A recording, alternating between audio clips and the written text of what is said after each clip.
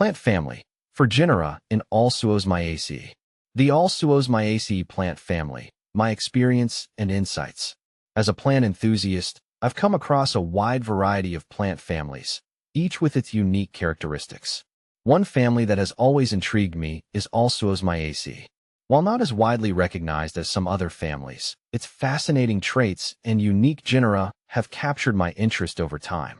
In this article, I'll dive into the Alseuosmiaceae family and share my thoughts, experiences, and observations about these plants. Overview of the Alseuosmiaceae family. The Alseuosmiaceae plant family is a small but distinctive group of flowering plants native to the southern hemisphere. Most of the species in this family are shrubs, known for their fragrant flowers and glossy leaves. They thrive in subtropical and temperate regions, with New Zealand, New Guinea, and Australia being their primary habitats. I've always found the delicate structure and sweet scent of these plants captivating. Their flowers, typically tubular in shape, add an ornamental value that makes them stand out in gardens or natural landscapes. Though they aren't commonly found in cultivation compared to other popular garden shrubs, the Alseuosmiaceae family has a quiet, understated elegance. This family comprises several genera, each with its unique characteristics. Below is a list of genera within the Alseuosmiaceae family. Alseuosmia, Wittsteinia, Periomphale, Montega. Each of these genera offers a different botanical experience. Some species are more well known for their aesthetic appeal, while others are valued for their hardiness in different climates. Alseuosmia. The genus Alseuosmia is the most notable in this family, and it's one that I've personally encountered on several occasions. Alseuosmia species are small to medium-sized shrubs, often found in forested areas in New Zealand. What makes them so appealing is their delicate, tubular flowers, which emit a sweet fragrance.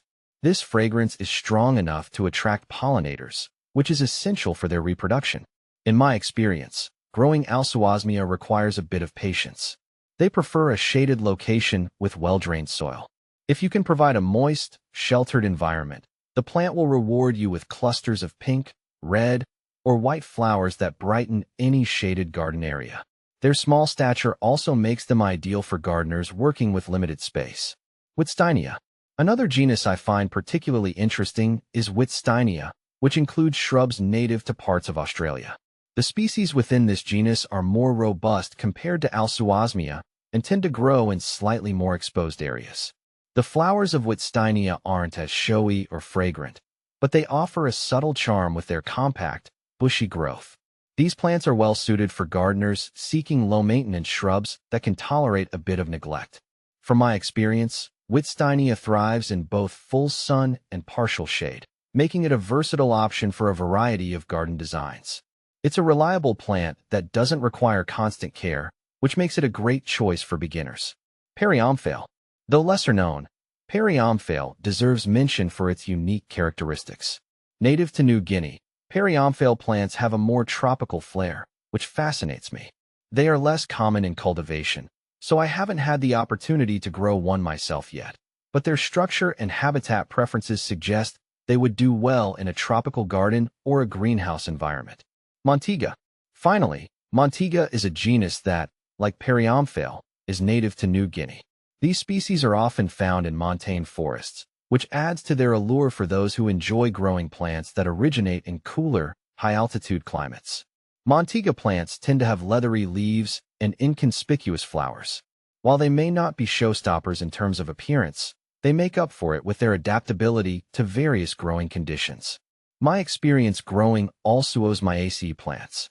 I've had the opportunity to cultivate a few species from the Alseuosmia and Wittsteinia genera, and while they may not be the easiest plants to grow, they are certainly rewarding. The trick with these plants is understanding their natural habitats and mimicking those conditions as closely as possible in the garden. Alseuosmia, for instance, thrives in a sheltered, forest-like environment. It took me a while to figure out the right balance of moisture and shade, but once I got the conditions right, the plant flourished. Wittsteinia, on the other hand, was a bit more forgiving and adapted well to the mixed sunlight in my garden. Both genera have added a subtle beauty to my garden, with their evergreen leaves providing a nice backdrop for other, more vibrant plants. I've found that they pair well with ferns, creating a lush, woodland-like atmosphere. The importance of the Alseuosmiaceae family in gardens. While not the most common choice for gardeners, the Alseuosmiaceae family offers plenty of charm for those who appreciate subtler, more understated plants. Their fragrant flowers, evergreen foliage, and adaptability to shaded environments make them a great addition to any garden seeking a natural, forested look. In my experience, Alseuosmiaceae plants don't just stand out because of their appearance. Their ability to attract pollinators, especially bees, adds an ecological benefit to the garden. They fit well into a biodiversity-friendly landscape, enhancing the natural ecosystem.